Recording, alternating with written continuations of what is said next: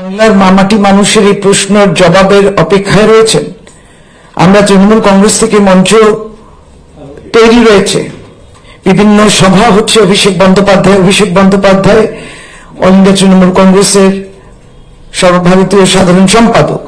দুটি প্রশ্ন উত্তর। আমরা বলেছি আমরা টাকা পাইনি বাংলা গরিবের ঘরের জন্য এবং 100 দিনের জন্য, আর বিজেপি এবং কেন্দ্র সরকার বলছে যে আমরা টাকা পাঠিয়েছি। তাহলে এই দুটো নিয়ে যে আলোচনা একটি মঞ্চে মানুষের সামনে গণদরবারে করলে তো ভালো হতো। এইটা চ্যালেঞ্জ যেটা অভিষেক বন্দ্যোপাধ্যায় দিয়েছে ভারতীয় জনতা পার্টিকে, আজকে 200 ঘন্টা হয়ে গেছে, আজ অব্দি ভারতীয় জনতা পার্টির কিন্তু কোনো উত্তর কিংবা তাদের উপস্থিতি আমরা দেখলাম না। এই বিষয়বস্তু নিয়ে তারা কিছু বলছেন না। দ্বিতীয়ত হচ্ছে যে ভারতীয় জনতা পার্টি কিন্তু এখনো তাদের যে যারা তাদের ক্যান্ডিডেট হবেন, প্রথম লিস্ট বেরিয়ে গেল, তখন বাংলায় যারা দাঁড়াবেন নির্বাচনে ভারতীয় জনতা পার্টির কয়েকটি সিট ঘোষণা হলো। তারপর সর্বভারতীয় ক্ষেত্রে দ্বিতীয় এবং তৃতীয় লিস্ট গতকালকেও বেরিয়েছে, কিন্তু তাতে বাংলা জায়গা পায়নি। এখনো অসম্পূর্ণ লিস্ট। ভারতীয় জনতা পার্টি কিন্তু এখনো প্রার্থী খুঁজে পাচ্ছে না। এটা নিয়ে তৃতীয়ত আমাদের যেটা বললাম, এই সময়টা রমজানের মাস চলছে, সামনে দোল পূর্ণিমা রয়েছে।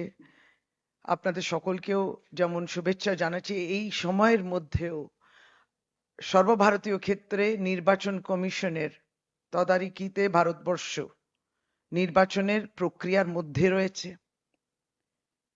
আমরা গতকালকে দেখলাম যে একজন নির্বাচিত মুখ্যমন্ত্রী অরবিন্দ কেজরিওয়াল, দিল্লির মুখ্যমন্ত্রী, তাকে গ্রেফতার করা হয়েছে এবং তার বিরুদ্ধে ইতিমধ্যে আপনারা দেখে নিয়েছেন আমাদের দলের সভানেত্রীর এই রাজ্যের মাননীয় মুখ্যমন্ত্রী শ্রীমতী মমতা বন্দ্যোপাধ্যায় এক্স হ্যান্ডেলে পোস্টও করেছেন, যাতে এটা সর্বভারতীয় ক্ষেত্রে তার প্রতিক্রিয়াটা পৌঁছতে পারে, এবং তিনি তীব্র নিন্দা জানিয়েছেন। এক, দ্বিতীয়ত তিনি বলেছেন যে নির্বাচন কমিশন এখন দায়িত্বে রয়েছেন, আদর্শ আচরণ বিধিটাও চলছে।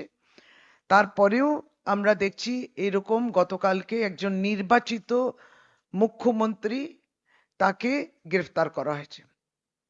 আরেকটি আপনারা সকলেই জানেন যে একটি অর্ডিন্যান্স আনা হয়েছিল যেটা অবৈধ ছিল, সেটা দিয়ে সে দিল্লির মুখ্যমন্ত্রীর যে ক্ষমতা ছিল সেটাকেও কেড়ে নেওয়া হয়েছিল। ফলে নির্বাচনের সামনে এখন একবারে আমরা দাঁড়িয়ে, নির্বাচন সামনে আর কিছু সপ্তাহের মধ্যে সবগুলো নির্বাচনের আমরা যখন প্রস্তুতি সকলেই নিচ্ছে, তখন বিশেষভাবে দেখা যাচ্ছে যে যারা বিজেপির বিরুদ্ধে যে রাজনৈতিক দলগুলো রয়েছে তাদেরকে টার্গেট করা, এবং নির্বাচিত মুখ্যমন্ত্রী যেটা বিজেপির দলের নয় অন্য দলের, তাদেরকে এই অ্যারেস্ট করা। তার মধ্যে আমরা ঝাড়খণ্ডের মুখ্যমন্ত্রী দেখলাম, গতকালকের দিল্লির মুখ্যমন্ত্রী, এই অ্যারেস্টটা আমরা দেখলাম। তাহলে এই প্রশ্ন তো দাঁড়িয়ে যায় যে সত্যি কি সুষ্ঠু নির্বাচনের জন্য ইলেকশন কমিশন সেই উদ্যোগ নিতে পারবে যে ফেয়ার অ্যান্ড ফ্রি ইলেকশনসটা হোক? এবং সেই মর্মে আমাদের তো প্রশ্ন আসেই, এবং তার জন্য আজকে যেমন মাননীয় মুখ্যমন্ত্রী সর্বভারতীয় তৃণমূল কংগ্রেসের পক্ষ থেকে দুজন প্রতিনিধি মাননীয় সাংসদদের পাঠিয়েছেন, ডেরেক ওব্রায়েন এবং নাদিমুল হক, দুজনেই দিল্লিতে রয়েছেন। প্রথমত মুখ্যমন্ত্রী তার সাপোর্ট সুনিতা কেজরিওয়ালজি, যিনি অরবিন্দ কেজরিওয়ালজির স্ত্রী, তারকে জানিয়েছেন, সে পার্টিটাকেও তার সমর্থন তাদের পাশে আছে জানিয়েছেন। দুজন প্রতিনিধি গেছেন, আজকে ইন্ডিয়া অ্যালায়েন্স ইলেকশন কমিশনের দ্বারস্থ হবেন, সময় চেয়েছেন, সেই সময় পেলে তারা তখন ইলেকশন কমিশনের কাছে যাবেন। একটাই প্রশ্ন থেকে যায় যে আমরা তো আর ভরসাটা রয়ে গেল আমাদের ইলেকশন কমিশন এবং সুপ্রিম কোর্টের উপরে। এই নির্বাচনের যাতে সুষ্ঠু এবং অবাধ নির্বাচন হোক, মানুষ একবার গণতন্ত্রের উৎসবে উপস্থিত থাকতে পারে, তার জন্যে কিন্তু এই সুপ্রিম কোর্ট এবং আমাদের হাতে আছে শুধুমাত্র ইলেকশন কমিশন। সুতরাং ইলেকশন কমিশন কাছে আজকে বক্তব্য ইন্ডিয়া অ্যালায়েন্স সেটা রাখবে সময় পেলে, যে ভারতের মানুষের পক্ষে থেকে তারা দেয়া এবং জনগণের পক্ষ থেকে এই দাবিটা সেখানে থাকবে। আমরা একটা বিষয়ে দৃষ্টি আকর্ষণ করব আপনাদের। আমরা দেখছি যে এখানেও আমাদের ডিজি যিনি আছেন, ডিজি বেঙ্গলে পাল্টানো হয়েছিল, ডিজিপি কে 3 বার, 24 ঘন্টায় 3 বার পাল্টানো হলো। আর দেখা গেল অন্যান্য আধিকারিকদেরও ডিএম সহ সেটা পাল্টানো হচ্ছে। এবং আমরা যেটা দেখি যে যদিও ইলেকশন কমিশন এটা বলে যে না আমরা চাই নিরপেক্ষতা থাকুক, তাহলে এমন হচ্ছে যেটা দেখা যাচ্ছে যে ইলেকশন কমিশন কিংবা অন্যান্য যে এজেন্সিস গুলো আছে, সেন্ট্রাল এজেন্সিস আছে, সেন্ট্রাল ফোর্সেস আছে, তাদের যে বিভিন্ন আধিকারিকরা রয়েছেন যারা ছিলেনও আগে, সেখানে কোনো পরিবর্তন দেখা যাচ্ছে না। আজকে আমাদের একজন স্পোকসম্যান, সেও এক্স হ্যান্ডেলে এটা লিখেছে দলের হয়ে, যে এদের কাউকে স্পর্শ করা হচ্ছে না, এদের কাউকে টাচ করা হচ্ছে না, এদের কাউকে ট্রান্সফার করা হচ্ছে না। ইতিমধ্যে আমরা দেখেছি যারা বর্ষিয়ান বিউরোক্র্যাটসরা রয়েছেন তারা তাদের সার্ভিসটা ছেড়েও ভারতীয় জনতা পার্টিতে যুক্ত হয়েছেন, সেটাও দেখা যাচ্ছে। ফলে স্বাভাবিক প্রশ্ন ওঠে এটার সঙ্গে যুক্ত যে ইলেকশন কমিশন কাছে যাচ্ছি, যে ইলেকশন কমিশনের কাছে এই আবেদনটা যে সত্যি অবাধ নির্বাচন হবে, তো একটা পক্ষপাতিত্ব দেখা যাচ্ছে যে যখন যে কোনো ভারতীয় জনতা পার্টির সরকার যেখানে নেই, সেই রাজ্যগুলো অফিসিয়ালস গুলো ট্রান্সফার হচ্ছে, সবটাই হচ্ছে। কিন্তু যখন কেন্দ্রে যে সেন্ট্রাল ফোর্স আছে, সেন্ট্রাল ইনভেস্টিগেটিভ এজেন্সিস রয়েছে, কিংবা ভারতীয় জনতা পার্টির যেখানে সরকারগুলো রয়েছে, সেখানে কিন্তু কোনো ট্রান্সফার, রদবদল ইত্যাদি দেখা যাচ্ছে না। ফলে এটাও একটা প্রশ্ন থাকবে এবং একটা সংশয়ের জায়গা। এইটা আমাদের একটা বলার ছিল।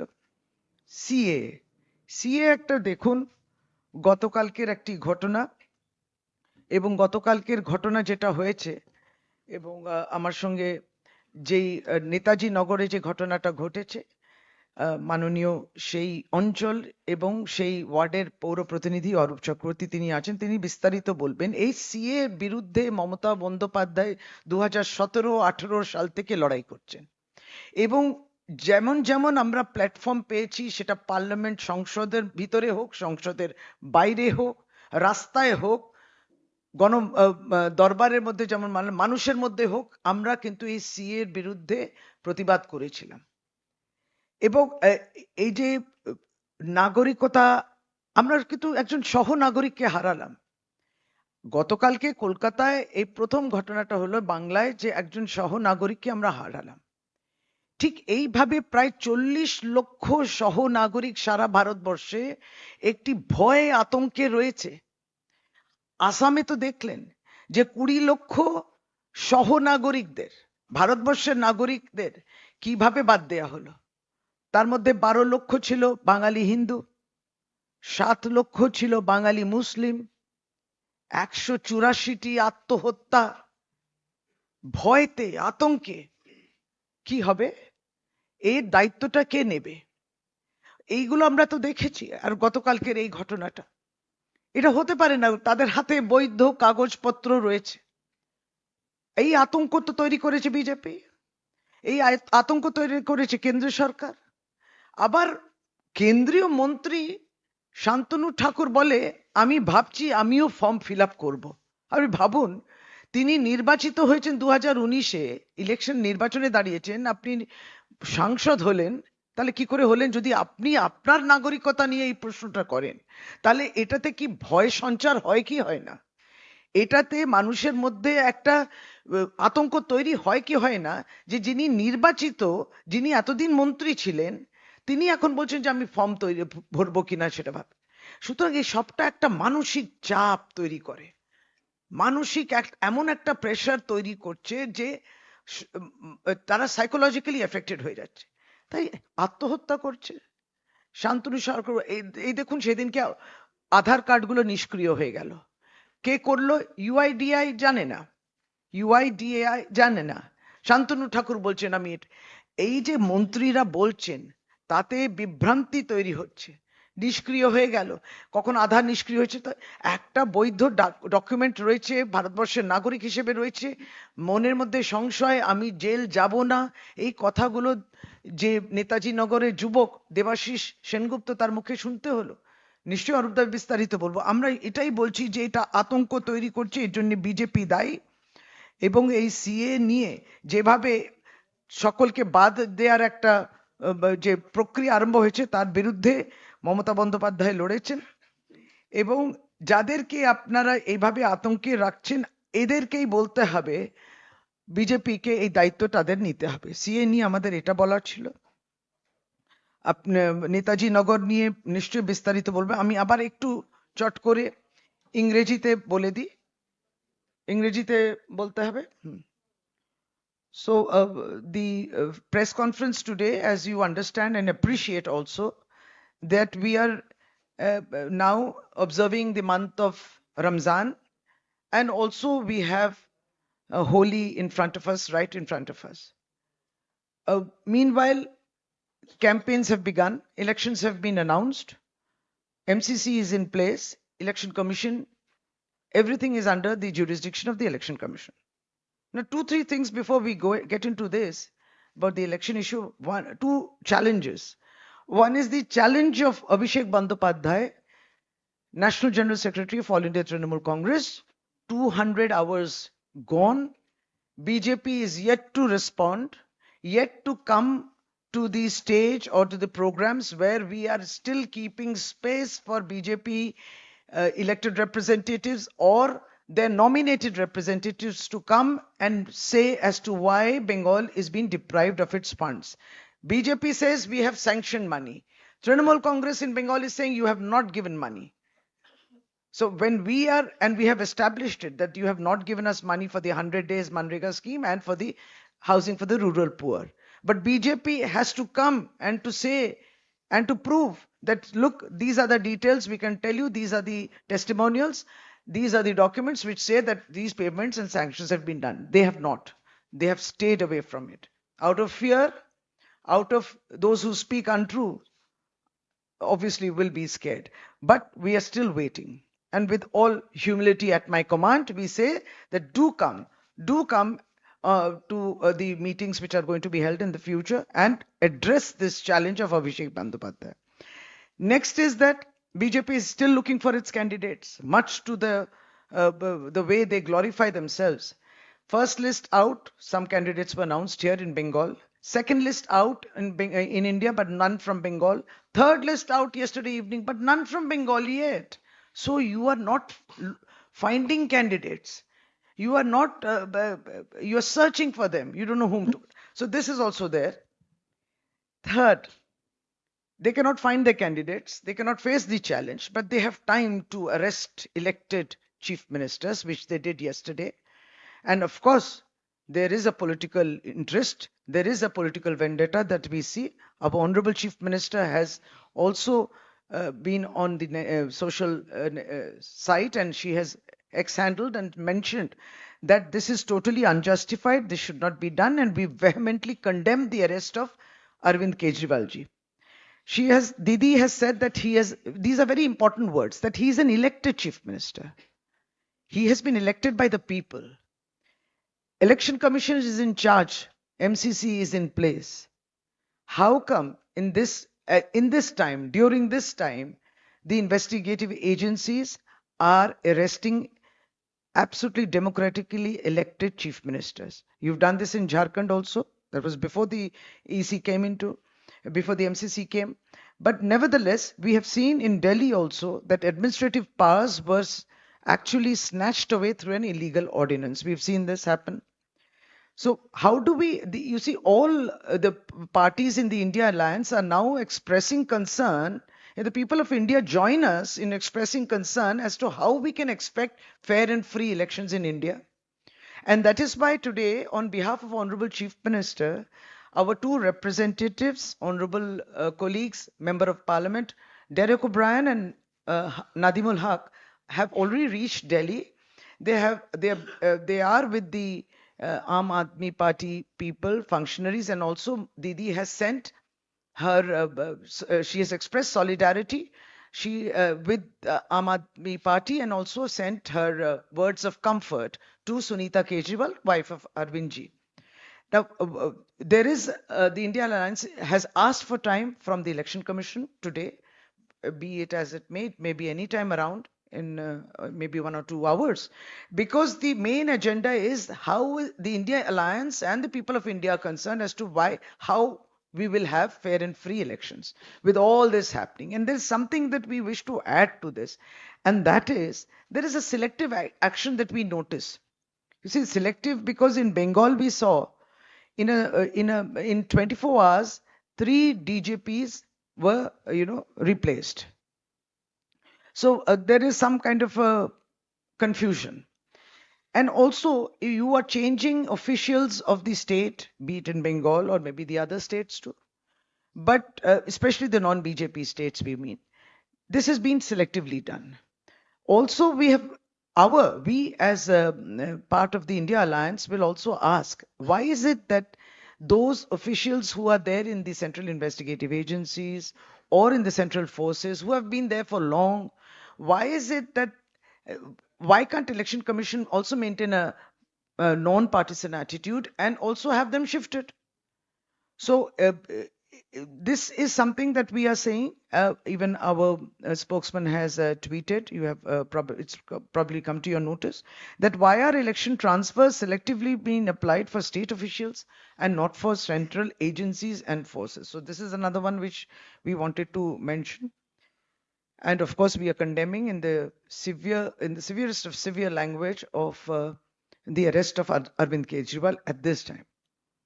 Next is the question of CAA, which is again becoming. It is so important that BJP is totally evading the subject.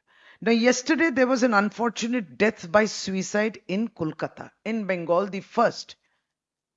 We know on our honorable chairperson and the chief minister Mamata Banerjee has been protesting and speaking against CA even when the idea was floated in 2017-18. So be it within parliament or beyond parliament, on the roads, wherever we got a scope, chief minister and chairperson Mamata Banerjee has spoken against it. Abhishek Bandyopadhyay has been speaking against it. Now then they introduced the CA and of course, the rules came out. It took 5 years to bring out the rules. The point is to instill fear. The point is to create a sense of trauma, to create a sense of isolation, to create a sense that you feel that even you are an Indian citizen, you have your documents, but the fear is coming into you that will I have to land up in a detention camp? Will I have to be in jail? Will I be, thrown out of this country? What are we seeing? 40 lakh Indians all over India are under this threat which has been executed by the BJP, the CA. And about in what happened in Assam, we saw that 20 lakh Indian citizens were being deprived of their citizenship. They are citizens like you and me. They have documents like you and me. About 12 lakh Bengali Hindus, about 7 lakh Bengali Muslims were deprived. Overnight, you come to know that you are not a citizen of the country. This happened in Assam. 184 suicides, 184 lives gone too soon. Who is going to take this responsibility? Who will take responsibility of the deaths? Will BJP take the responsibility of the deaths of these individuals, citizens of our country? The incident yesterday which happened in Netaji Nagar, in the ward of Honorable Councillor Arup Chakravarti, he will elaborate further. So the very fear of losing the citizenship, even though they have documents to say they are citizens, and that we are losing out lives. So BJP has to answer for every single death of an Indian citizen which is happening due to the CA. This was one issue. And lastly, I think I will just hand over so that Arup Chakravarti can speak in both the languages, especially regarding yesterday's incident. নমস্কার। গতকালকে যে ঘটনার সাক্ষী থেকেছে কলকাতা, যে ঘটনা শিউরে উঠেছে আমাদের রাজ্য তথা গোটা দেশ, আমাদের এক সহনাগরিক দেবাশিস সেনগুপ্ত মাত্র ৩৭ বছর বয়সে এই তরুণ তরতাজা প্রাণকে অকালে চলে যেতে হয়েছে কার্যত কেন্দ্রীয় সরকারের যে দানবিক আইন সিএএ এবং এনআরসি, এই আইনের শিকার হয়ে কার্যত তার মৃত্যু বরণ করতে বাধ্য হয়েছে। গতকাল দুপুরবেলা যখন আমার কাছে খবর আসে তার পরিবার ডেড বডি হ্যান্ডওভার সার্টিফিকেট নিতে আসেন, তখন আমরা জানতে পারি তার পরিবারের থেকে যে দীর্ঘদিন ধরে এই যবে থেকে সিএ এর অ্যানাউন্সমেন্ট হয়েছে তবে থেকে ছেলেটির মধ্যে প্যানিক অ্যাটাক হচ্ছিল, এবং এর আগে যখন 2019 সালে একইভাবে এনআরসির কথা বলা হয় তখনও নাকি এই ছেলেটির মধ্যে এইরকম আচরণ লক্ষ্য করা গিয়েছিল। ছেলেটি বারবার বলতো ওর জন্মের সার্টিফিকেট নেই, যদিও ছেলেটির জন্ম কলকাতায়, ওর বাবা বাংলাদেশ থেকে এসছে, ওর বাবার বার্থ সার্টিফিকেট ও কোথায় পাবে। ছেলেটি পরিবারের কাছে বারবার করে বলেছিল তাহলে কি আমাকে 14 বছরের জন্য জেলে চলে যেতে হবে। ছেলেটি তার পরিবারকে বলেছিল তাহলে কি আমাকে বাংলাদেশ পাঠিয়ে দেবে না ডিটেনশন ক্যাম্পে পাঠিয়ে দেবে। যেরকম ভাবে আমরা দেখেছি আসামের বুকে রতনলাল বিশ্বাসকে ডিটেনশন ক্যাম্পে, সেই ছবি সারা ভারতবর্ষের মানুষ শিউরে উঠেছে। ছেলেটি তার এই পরিণতি আশঙ্কা করে আত্মহননের পথ বেছে নিতে বাধ্য হয়েছে। আমি বলছি বাধ্য হয়েছে ছেলেটি সুইসাইড করতে, এবং তাকে বাধ্য করেছে রাষ্ট্র। যারা সিএ এর মতো দানবিক আইন করে, আপনি বলছেন সিএ নাকি নাগরিকত্ব দেওয়ার আইন, তাহলে আপনার দলের নেতা বনগাঁর সাংসদ কেন্দ্রীয় মন্ত্রী শান্তনু ঠাকুর তিনি বলছেন তিনি সিএ তে আবেদন করবেন। সিএ তে আবেদন করার অর্থ হচ্ছে প্রথমেই আপনি স্বীকার করে নিচ্ছেন আপনি ভারতবর্ষের নাগরিক নন, তাই আপনি নাগরিকত্ব চাইছেন। তাহলে যদি আপনি ভারতবর্ষের নাগরিকই না হন তাহলে শান্তনু ঠাকুর কি করে ভারতবর্ষের ভোটার লিস্টে নাম তুললেন? ভারতবর্ষের ভোটার লিস্টে নাম তুলে কি করে তিনি কেন্দ্রীয় সাংসদ হলেন এবং কেন্দ্রের মন্ত্রিসভার সদস্য হলেন? যদি তিনি ভারতবর্ষের নাগরিক না হন তাহলে যে মানুষের ভোটে তিনি নির্বাচিত হয়েছেন তাহলে তার কেন্দ্রীয় মন্ত্রিত্ব পদটাই অবৈধ। যাদের ভোটে দেশের প্রধানমন্ত্রী নির্বাচিত হয়েছেন তাহলে নরেন্দ্র মোদীর প্রধানমন্ত্রীর পদটাই অবৈধ।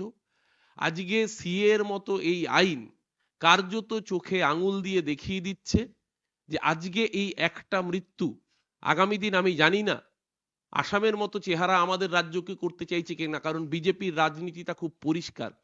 ওদের কাছে বাংলায় কথা বললে বাংলাদেশি। আমরা দেখেছি এ রাজ্যের বুকে বিজেপির দায়িত্বপ্রাপ্ত পর্যবেক্ষক বলেছিলেন ও পোহা খাতা হয় ও বাংলাদেশি, মানে চিড়ে খেলেছে বাংলাদেশি। আমি দেখেছি অন্য রাজ্যে যখন এ রাজ্যের বুক থেকে কেউ রাজমিস্ত্রির কাজ করতে যাচ্ছেন, সে বাংলা ভাষায় কথা বলছে বলে তাকে ধরে পেটানো হয়েছে, থানায় আটকে রাখা হয়েছে। আমরা দেখেছি এ রাজ্য থেকে যখন অন্য রাজ্যে কাজ করতে যাচ্ছে বিজেপি শাসিত রাজ্যগুলোতে, মূলত সেখানে বাংলায় আধার কার্ডে লেখা থাকলে তাদেরকে বাংলাদেশি বলে চিহ্নিত করে অন্যরকম ভাবে ট্রিটমেন্ট করা হচ্ছে। ওদের কাছে বাংলায় কথা বললে বাংলাদেশি, পাগড়ি পরে কোনো শিখ ধর্মের মানুষ থাকলে সে খালিস্তানি। সামগ্রিকভাবে এই যে বিভাজনের রাজনীতি, এই যে ভেদাভেদের রাজনীতি, তার শিকার হলো গতকাল কলকাতা শহরে নেতাজি নগরের একজন তরুণ তরতাজা প্রাণ দেবাশিস সেনগুপ্ত, 37 বছর বয়স।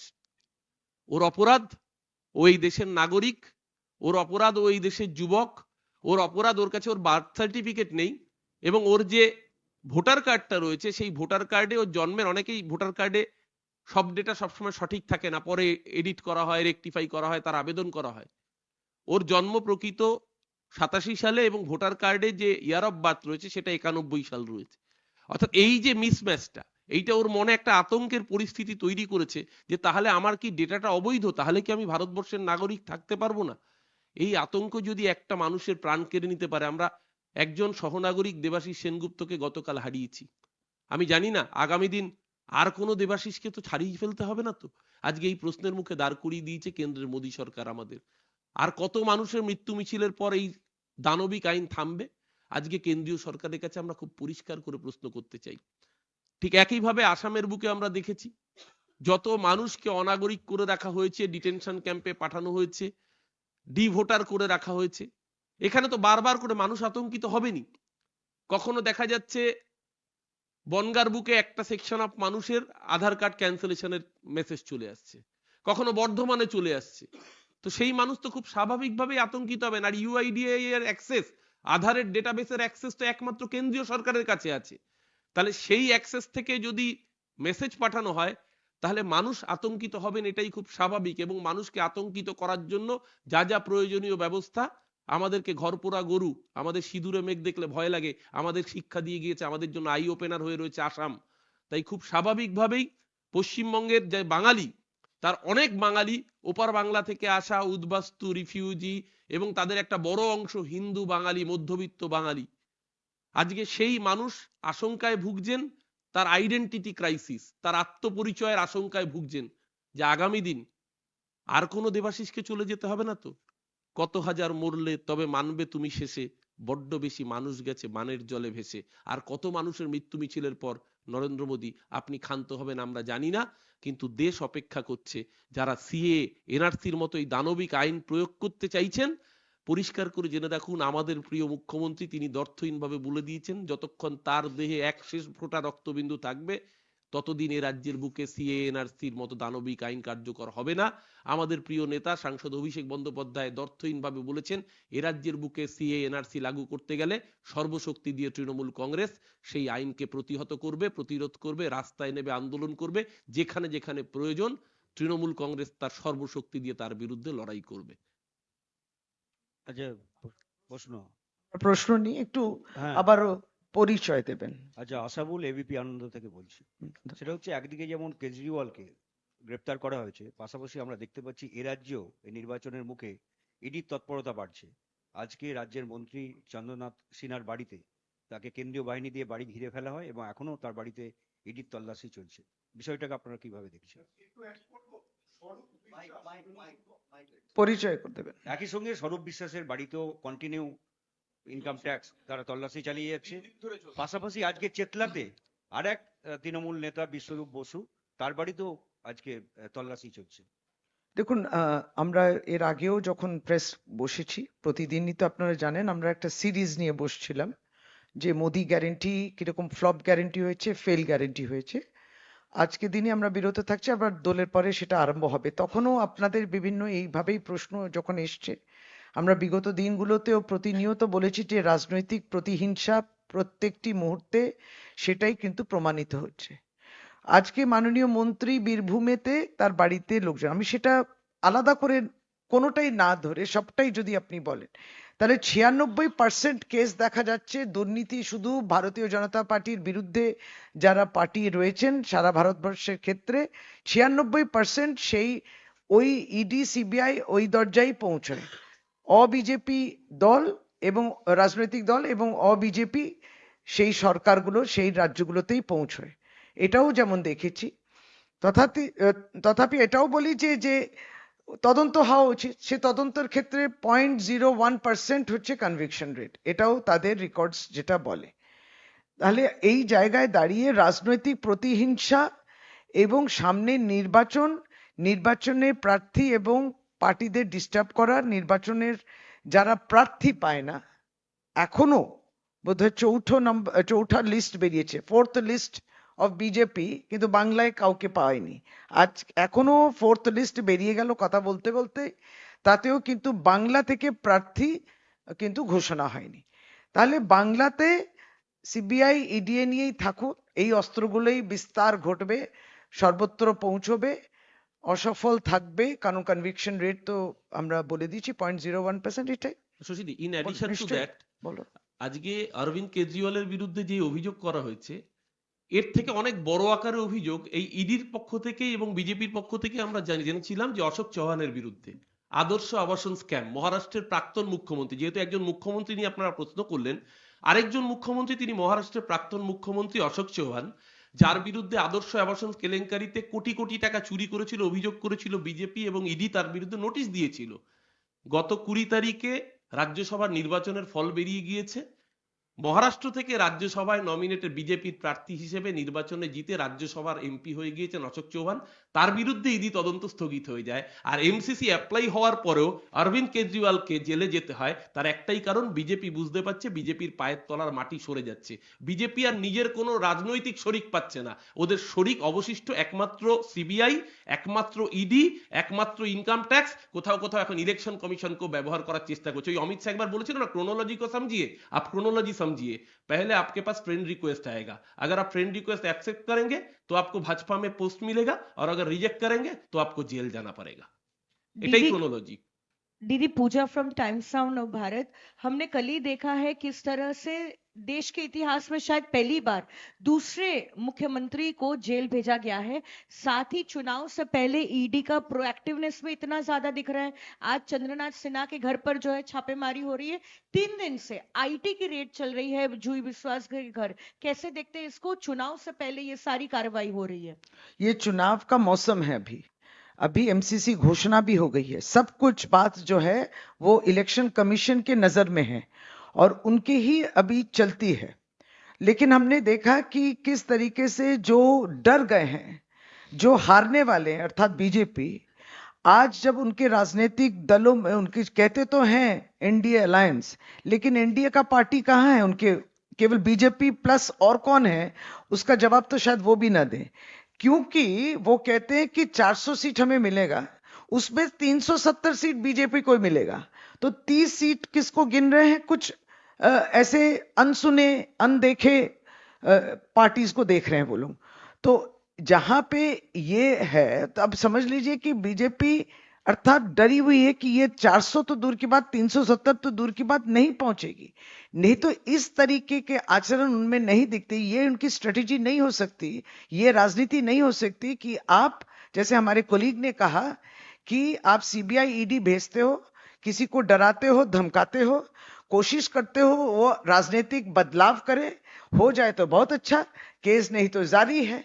अर्थात वॉशिंग मशीन वाली बात है। हम तो हमारे राज्य में भी देखे हैं कि जैसे किस तरीके से तृणमूल कांग्रेस में थे, शामिल थे, मंत्री थे, सब कुछ थे, और उसके बाद ईडी उसके पास पीछे पड़ गई, सीबीआई उसको बुलाने लगी तो वो नहीं गए तो चले गए बीजेपी के बुलावे में। ये तो हम लोग को दिख रहा है। तो ये जो बात है कि आप सोचिए, अब निर्वाचन तब शुरू हो रहा है, 19 अप्रैल से शुरू होने वाला है। उसके पहले आप एक राज्य के दिल्ली के मुख्यमंत्री को आप उठवा लेते हैं। इससे यही प्रमाण होता है कि आपका जो मिट्टी जो है वो बहुत ही दुर्बल है बीजेपी का, और जो सख्त मिट्टी में खड़े हुए हैं उनको उखाड़ के जो है एक गड़बड़ मचा दो, जिससे कि वो पार्टी या उनके कैंडिडेट लड़ाई नहीं कर सके, प्रस्तुति नहीं ले सके, इसी को लेके व्यस्त हो जाएंगे। कार्रवाई होगी, पूछताछ होगी, केस चलेगा, लॉयर लगवाना, ये सब इसको लेके व्यस्त हो जाएंगे। यही इनकी चाल है, यही इनकी सोच है, जैसे कहा। और जो बदल गए हैं वो तो पुरस्कृत भी हुए हैं, पुरस्कार दिया गया है, कहीं राज्यसभा के सांसद बने हैं और कहीं लोकसभा की टिकट मिली है। ये सब भी देखने को मिले। ये भाजपा की नई तरीके से न्यू नॉर्मल वो सोच रहे हैं। ये इस तरीके से भारतवर्ष चलने वाला पूरा ही पॉलिटिकल वेंडेटा है। आज हमारे बीरभूम के मंत्री के पास भी अगर सीबीआई ईडी पहुंची है, इससे हम लोग यही कहते हैं कि 96%, 96% जो है केस जो सीबीआई ईडी पहुंचती है तो केवल जहां पे बीजेपी की सरकार नहीं है उन राज्यों में पहुंचती है, और जहां बीजेपी के विरुद्ध जो पार्टियां हैं उनके नेतृत्व के पहुंचती है। ये परेशान करो, हैरान करो, उनको बदलने की कोशिश। तृणमूल कांग्रेस बिकाऊ नहीं है, तृणमूल कांग्रेस बेचने के लिए कोई खड़ा भी नहीं है। दीदी সমিত जी 24 জি घंटा तक আমি এটা হিন্দিতে कोई ना कोई ना कोई ना। दीदी मैं सुमित जी न्यूज से इंडिया अलायंस में अभी तृणमूल कांग्रेस का स्टैंड क्या है, क्योंकि कांग्रेस के साथ आपका समझौता नहीं हुआ, उधर कांग्रेस सीपीएम के बीच में समझौता हो रहा है। आज आप ये आपके गलत तरफ से समझ रहे हैं, सवाल आपका गलत है। वो है कि इंडिया अलायंस में तृणमूल कांग्रेस है, इंडियन नेशनल कांग्रेस के संग हमारे बहुत अच्छे संपर्क है। वो अलग बात है कि बंगाल में यहां अधीर रंजन कांग्रेस चलता है, वो से नहीं होगा।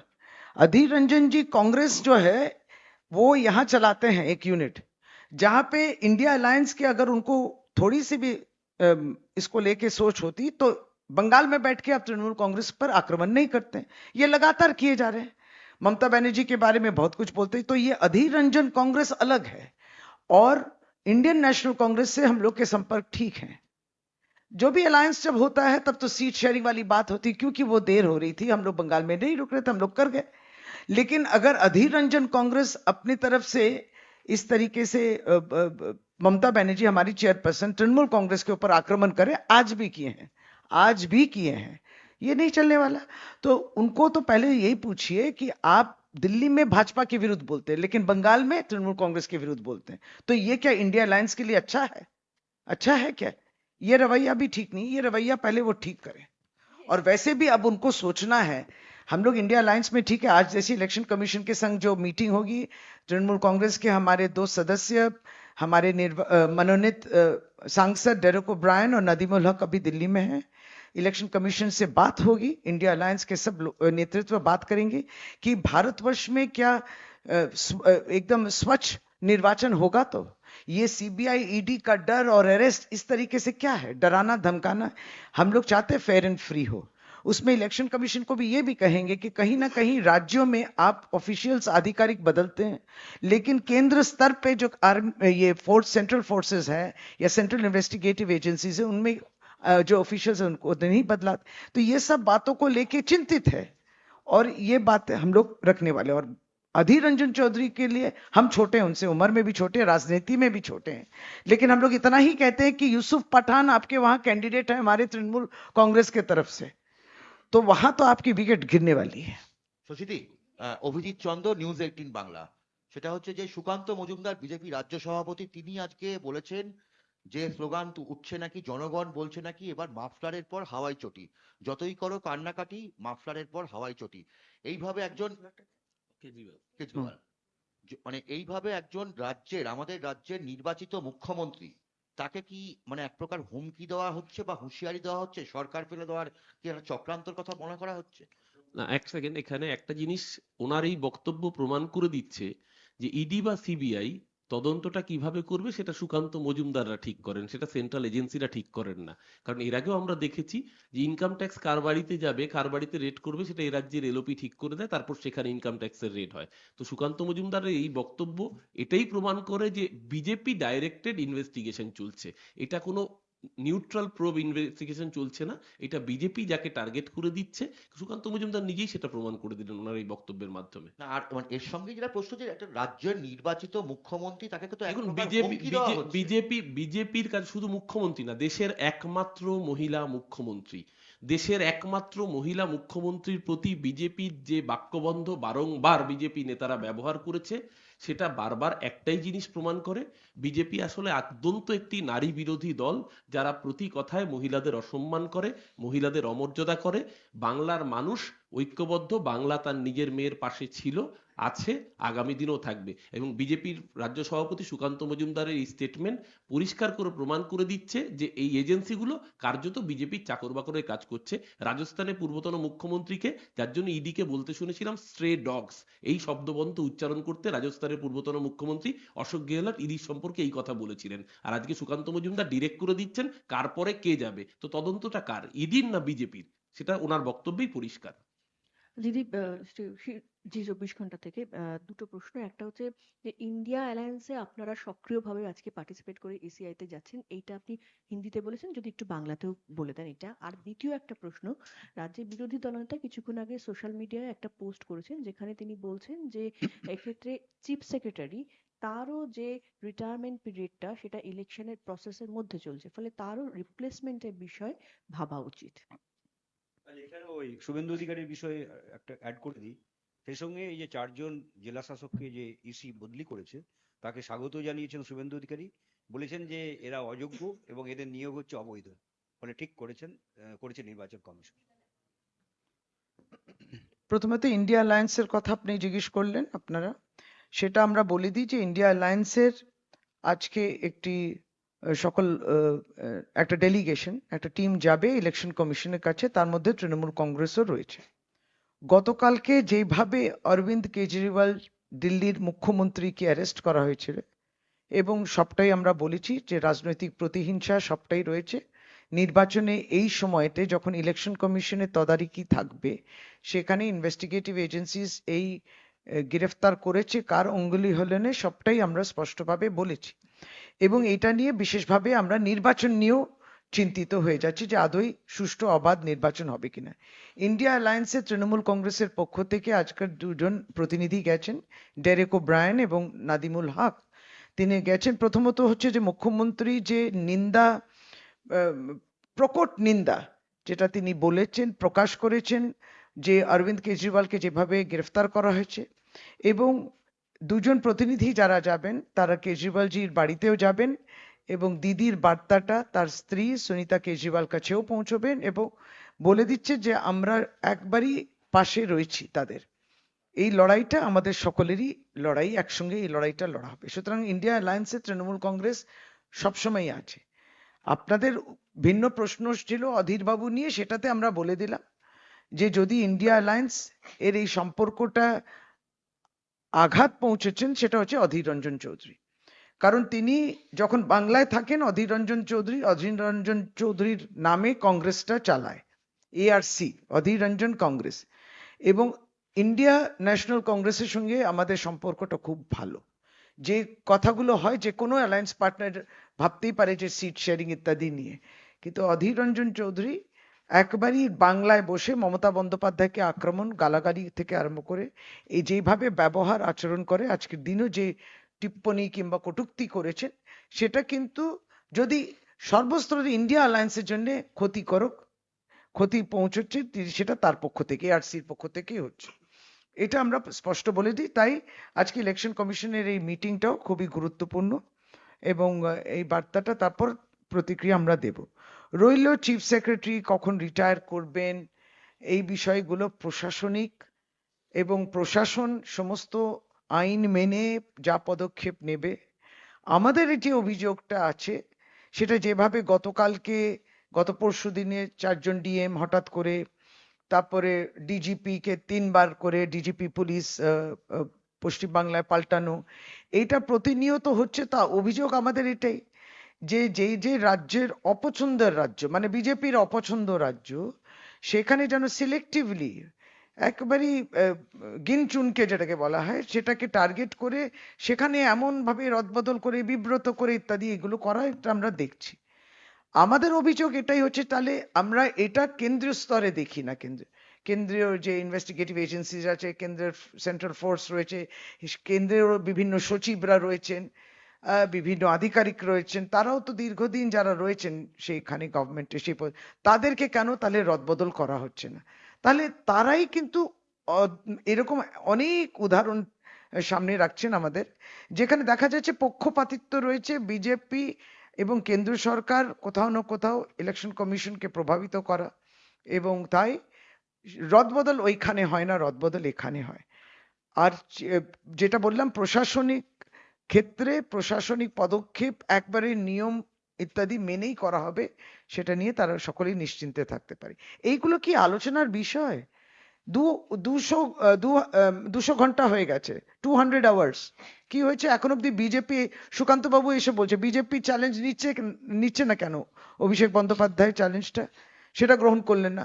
সুকান্ত মজুমদার নিজে চরকায় নিজে তেল দিন আগে প্রথমে, কেন এখন আপনার 4 নম্বর লিস্ট বেরিয়ে গেছে বাংলায়, কিন্তু লিস্ট এখনো আপনার বেরোয়নি। আপনাদের ঝগড়া, এই ঝগড়া নিজেদের মধ্যে আছে, যদি বা তাদের দলের কথা নিয়ে আমাদের বলার কিছু নেই, কিন্তু তার বহিঃপ্রকাশ আমাদেরকে ফেস করতে হচ্ছে। তারা বহিঃপ্রকাশ করবেন মমতা বন্দ্যোপাধ্যায় আমার অপছন্দ, মমতা বন্দ্যোপাধ্যায় এই মাফলার চটি এইসব কি, এই ভাষা, তিনি নিজে প্রার্থী, আরেকটু হলেই ডিসকোয়ালিফিকেশন চাইবো, আরেকটু বলুন, আরো বিদ্বেষের কথা যেগুলো আগে বলতেন বলুন, আমরা ডিসকোয়ালিফিকেশন চাইবো এরকম প্রার্থীতে, ভায়োলেশন অফ এমসিসি। না, আগামী দিন এরকম অবস্থা না হয় বিজেপিকে ওপেন টেন্ডার ডাকতে হয় প্রার্থী হওয়ার জন্য। কারণ যে অবস্থায় দাঁড়িয়েছে, কোথাও প্রার্থী হওয়ার জন্য লোক খুঁজে পাচ্ছে না বিজেপি। এর পরবর্তীকালে ওপেন টেন্ডার ডাকতে হবে যে আসুন আমাদের প্রার্থী হন। তাতেও বিজেপি এখনো 23টা আসনে প্রার্থী খুঁজে পাচ্ছে না। আর যেটা একদম শশীদি বললেন যে 200 ঘন্টা পেরিয়ে গেছে, আমরা অপেক্ষা করছি কবে বিজেপির কোন স্তরের নেতার মুরদ হয় অভিষেক বন্দ্যোপাধ্যায়ের মুখোমুখি বসে প্রশ্নোত্তরে জবাব দেওয়ার। আমরা তো দ্ব্যর্থহীন ভাষায় বলছি 2021 সালে তারপর থেকে 10 পয়সা বিজেপি সরকার আমাদের আবাস যোজনায় দিয়েছে, এটা দেখাক। আমরা বলছি শ্বেতপত্র প্রকাশ করুক বিজেপি, তারা দেখাক যে 100 দিনের কাজের টাকা বিজেপি আমাদের রাজ্যকে দিয়েছে। আমরা তো ওপেন চ্যালেঞ্জ করে অভিষেক বন্দ্যোপাধ্যায় বলেছেন ওরা দেখাক 2021-এর ডিসেম্বর মাসের পর থেকে ওরা 10 পয়সা বাংলাকে দিয়েছে। 10 নয়া পয়সা যদি দিয়ে থাকে বাংলার গরিব মানুষের আবাস যোজনায়, তাহলে আমরা ওরা যেটা বলবে আমরা সেই শর্ত মেনে দেব। যদি মুরদ থাকে সুকান্ত মজুমদারের এই মাফলার হাওয়াই চটির গল্প বাদ দিয়ে, আপনার যদি মুরদ থাকে আসুন আমাদের নেতা অভিষেক বন্দ্যোপাধ্যায় যে প্রশ্ন করেছেন সেই প্রশ্নগুলোর উত্তরে শ্বেতপত্র প্রকাশ করে দেখান, তারপর বাকি প্রশ্নের উত্তর আমরা দেব। দিদি, রণজয় বলছি এনকেটিভি বাংলা থেকে। রাহুল গান্ধী বা কংগ্রেসের অ্যাকাউন্ট ফ্রিজ করা হয়েছে, 2 জন মুখ্যমন্ত্রী গ্রেফতার হলেন, অরবিন্দ কেজরিওয়াল এবং শিবু সোরেন। তৃণমূল কংগ্রেসের নেতা মন্ত্রীর বাড়িতেও রেড চলছে। হেমন্ত সোরেন, রেড চলছে, এই অবস্থায় ইন্ডিয়া অ্যালায়েন্স আপনারা যাচ্ছেন নির্বাচন কমিশনের কাছে দেখা করতে, এই পরিস্থিতিতে নির্বাচনের সময় ইন্ডিয়া অ্যালায়েন্সের পরিবর্তিত ভূমিকা কি হবে বলে মনে করছেন সর্বভারতীয় ক্ষেত্রে? দেখুন, সর্বভারতীয় ক্ষেত্রে ভারতবর্ষের জনগণ যারা ভোটে এই ময়দানে নামবে, ভোট দিনে তারা উপস্থিত হবেন, তারা বুঝবেন যে কি ভয়ানক ভারতবর্ষ তৈরি করার চেষ্টা করছে বিজেপি। আমরা এটাই তাদের কাছে পৌঁছে যাব যে এটা তো ইংরেজিতে আপনি বলুন ব্যাড স্পোর্টসম্যানশিপ। মানে আপনি নির্বাচন একটা উৎসবের জায়গা, যেখানে মানুষ একবার সুন্দরভাবে তার প্রত্যেকটি প্রার্থী, প্রত্যেকটি দল তার কথা বলবেন এবং মানুষ যেটা গ্রহণ করবেন বর্জন করবেন, তার উপর ছেড়ে দিতে। এইটা হচ্ছে জোর করে, আপনি জোর করে কালিমালিপ্ত করছেন কেন? Bad sportsmanship. আপনি এখন পাওয়ারে আছেন বলে আপনি এই পাওয়ারের অ্যাবিউজ করছেন, আপনি অপব্যবহার করছেন। আপনার হাতে এখন পাওয়ার আছে, ক্ষমতা আছে, তাই আপনি এই সিবিআই ইডির ব্যবহার করছেন। কেন লাগবে? কেন লাগবে? যদি আপনার এত আত্মবিশ্বাস থাকে যে আপনি 400 সিট পাবেন, তাহলে কেন বা আপনাকে এই সদ্য বিহার সরকার পাল্টাতে হলো? কেন বা কিছুদিন আগে মহারাষ্ট্রতে এই কাজটা করতে হলো, গোয়াটা টপকাতে হলো, ঝাড়খণ্ডের চেষ্টা করলেন, মুখ্যমন্ত্রীদের অ্যারেস্ট করলেন? এই প্রত্যেকটা জিনিস প্রমাণ করে যে দেশের কোনো উপলব্ধি হয়নি। 2014 পর থেকে যে সরকার, দেশের কোনো উপলব্ধি হয়নি, যার জন্য আমরা যে সিরিজগুলো করছিলাম যে মোদির গ্যারেন্টিটা জিরো গ্যারেন্টি, ফ্লপ গ্যারেন্টি। সেইখানে দেখুন এই বাংলায় বাংলায় বলে 42টা সিট তো লোকসভা সিট, তো তাদের নেতৃত্ব ভারতীয় জনতা পার্টির নেতৃত্ব এলো, বললো 42 में ही 42 मिलना है। একজন বললেন যে না 35টা অন্তত আমাদের জিততেই হবে, আরেকজন বললো না 25টাই আমরা টার্গেট করি, 25 আমরা জিতবই। তাহলে এত যে নম্বর বলছেন, এত তো প্রার্থী ঘোষণা করেননি আপনি। আপনি কি 25টাও প্রার্থীর ঘোষণা করেছেন? করেননি। 18 বোধহয়, 19, একজন তো বেরিয়ে গেল, দাঁড়িয়ে রয়েছেন। 35টা প্রার্থী ঘোষণা করেননি 35 সিট হবে, 42 সিট হবে, প্রার্থী হয়নি। কিন্তু আজকের দিনও সন্দেশখালি পাঠাবে বিজেপি টিমে। এই যে সন্দেশখালিকে জিয়ে রাখো, ওটাই বোধহয় আমাদের কাজে লাগবে। কিন্তু বেকারত্ব, পেট্রোল ডিজেল কেরোসিনের দাম, কৃষকের সমস্যা, বাজারের আগুন, এইগুলো নিয়ে কোনো আলোচনাই হবে না। আমরাও ওই ন্যারেটিভে কেন যাব? সিএ নিয়ে আমরা ফেরত আসবো, আমরা চ্যালেঞ্জ করব আপনাদেরকে। এই মৃত্যুর জন্য আপনারা দায়ী, আপনারা দায়িত্বটা নেবেন। এই ফিরে ফিরে আসতে হবে যেখান থেকে যে স্রোতটাকে তারা ঘুরিয়ে দিয়েছেন। সুতরাং আমরা ইন্ডিয়া অ্যালায়েন্স সেই স্রোত আবার ফিরে আসুক, রেলটা যেন চলে গেছে অন্য ট্র্যাকে, তারা সেটাই চান। আমরা ওই ট্র্যাকে ফেরত আনার জন্য ইন্ডিয়া অ্যালায়েন্স একসঙ্গে এই লড়াইটা লড়বে। এটাই ভারতবর্ষের মানুষের। আপনি ভাবুন 2019-এ তো বোধহয় 38% বিজেপি সর্বভারতীয় ক্ষেত্রে ভোট পেয়েছে। তাহলে 30% of India's population voters voted for you. তাহলে কতজন ভোট করেনি? 62%। এটা হচ্ছে নাম্বারেতে ট্রান্সলেট হয়নি, নাম্বার অনেক বেশি পেয়েছে, কিন্তু মূলত 38% মাত্র সমর্থন পেয়েছে বিজেপি 2019-এতেও। 62 জন মানুষ আপনাকে ভোট দেয়নি, 62%। এটাই আমরা বলবো। মানুষ তো ভোট দিল না, এটা তো দেখতে হবে। দিদি, রাজ্যের মুখ্য সচিবকে নোটিশ দিয়েছে কলকাতা হাইকোর্ট। সেই নোটিশে বলা হচ্ছে নিয়োগ দুর্নীতি কাণ্ডে ধৃত যে সমস্ত সরকারি আধিকারিক রয়েছে তাদের বিরুদ্ধে তারা তদন্ত করতে চায়। কোর্ট জানতে চেয়েছে যে কতদিনের মধ্যে রাজ্য জানাবে যে তারা তদন্ত করতে পারবে। কোর্ট চিঠি পাঠিয়েছে। এর সাথে আরেকটা অ্যাড করে দেবো, ভারতী ঘোষ গেছেন আজকে সন্দেশখালিতে। তো বললাম তো আপনাদের, মণিপুরে কেউ যাবে না, কানপুরে 2টি বাচ্চাকে ওরকম করলো, কেউ যাবে না। বিজেপির কর্মকর্তা, মহিলা কর্তা চেঁচামেচি করলো যে বিজেপি আমায় হেনস্থা করেছে, পূর্ব মেদিনীপুরে, হাওড়াতে কেউ গেল না তার কাছে। তো এই তো অবস্থা। আইটি সেলে যারা কাজ করছেন, বিজেপি আইটি সেলে, তারা বলছেন আমার উপর ধর্ষণ হয়েছে, কেউ গেল না। এরা কেউ যাবে না, এরা মণিপুরও যাবে না, কোথাও যাবে না। সন্দেশখালিতে সমস্ত রকম পদক্ষেপ নেওয়া আছে, তাদের সঙ্গে রাজ্য সরকার একবার কাজ করেছে এবং সেদিনকে যখন দিদি হেঁটেছেন সন্দেশখালি, ওই গ্রাম থেকে মহিলারা এসে হাঁটলেন এবং তারা কথা বললেন। আমরা সবটা দেখছি, অন্যায় প্রশ্রয় দেব না, অন্যায়ের সঙ্গে আপোষ করবে না, তৃণমূল কংগ্রেস বলে দিয়েছে। তারপরেও এরা ভাবছে যে কোনো ডিভিডেন্ড তোলা যায় কিনা। আচ্ছা আর রইলো আরেকটা কি প্রশ্ন, হাইকোর্টের প্রশ্নের জবাবটা নিশ্চয়ই চিফ সেক্রেটারি সেটা দেবেন। আচ্ছা দিদি, সৌরভ বলছিলাম TV9 বাংলা থেকে। মহুয়া মৈত্রের বিরুদ্ধে অরূপ এফআইআর বলে দায়ের দিন করলো সিবিআই। হ্যাঁ, অরূপ বাবু দিতে পারেন। টাকা নিয়ে সংসদে প্রশ্ন করা মামলায় কৃষ্ণনগরের লোকসভা কেন্দ্রের প্রার্থীর বিরুদ্ধে, মানে ভোটের একেবারে মুখে এই পদক্ষেপ কিভাবে দেখছেন? না, এটা প্রথম কথা, এটা প্রমাণ করে দিল যে কৃষ্ণনগরে বিজেপি লড়ার আগেই হেরে গেছে। কারণ এর আগে মহুয়া মৈত্রর কণ্ঠ রুদ্ধ করার জন্য আমরা দেখেছি পার্লামেন্টের বুক থেকে কিভাবে কার্যত গায়ের জোরে মহুয়া মৈত্রকে বহিষ্কার করা হয়েছে, কার্যত আত্মপক্ষ সমর্থনের সুযোগ না দিয়ে। আর আজকে যদি মহুয়া মৈত্র আবার পার্লামেন্টে যান, তাহলে তো নরেন্দ্র মোদীকে জবাবদিহি করতে হবে। কারণ নরেন্দ্র মোদী যে কর্পোরেটের এমপ্লয়ি, সেই কর্পোরেটের বিরুদ্ধে যখন প্রশ্ন উঠছে পার্লামেন্টের অন্দরে, তখন সব বিরোধী সাংসদকে 150-র কাছাকাছি সাংসদকে পার্লামেন্ট থেকে তারা বের করে দিয়েছেন, যাতে নরেন্দ্র মোদী যে কর্পোরেটের এমপ্লয়ি হিসেবে কাজ করছেন সেই কর্পোরেটের বিরুদ্ধে প্রশ্ন না তোলা যায়। আজকে যদি মহুয়া মৈত্রর মতো কণ্ঠস্বর মমতা বন্দ্যোপাধ্যায়ের আশীর্বাদ নিয়ে আবার পার্লামেন্টে পৌঁছন, তাহলে আবার অপ্রস্তুত পরিস্থিতি তৈরি হবে, আবার অপ্রীতিকর প্রশ্নের মুখোমুখি হতে হবে।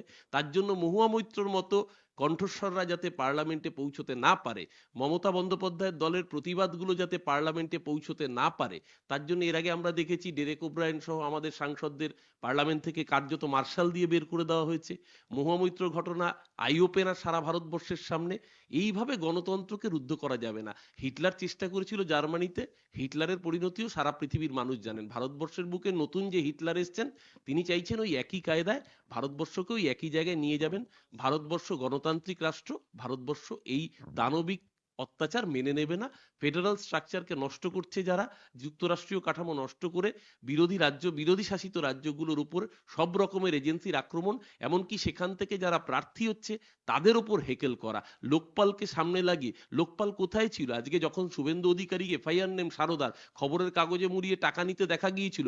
এথিক্স কমিটি 10 বছর হয়ে গেছে, শুভেন্দুর বিরুদ্ধে কেন মিটিং ডাকতে পারেনি? কারণ মিটিং ডাকলে শুভেন্দু অধিকারীকে জেলে যেতে হবে। তাদের মুখে আজকে বড় বড় কথা, তখন কোথায় থাকে লোকপাল? আজকে মহুয়া মৈত্র বিরুদ্ধে সিবিআই এনকোয়ারি একটাই প্রমাণ করছে, বিজেপি ভয় পেয়েছে, তারা লোকসভা ভোটের আগে কৃষ্ণনগর সিট হেরে বসে রয়েছে। সকলকে ধন্যবাদ। Thank you.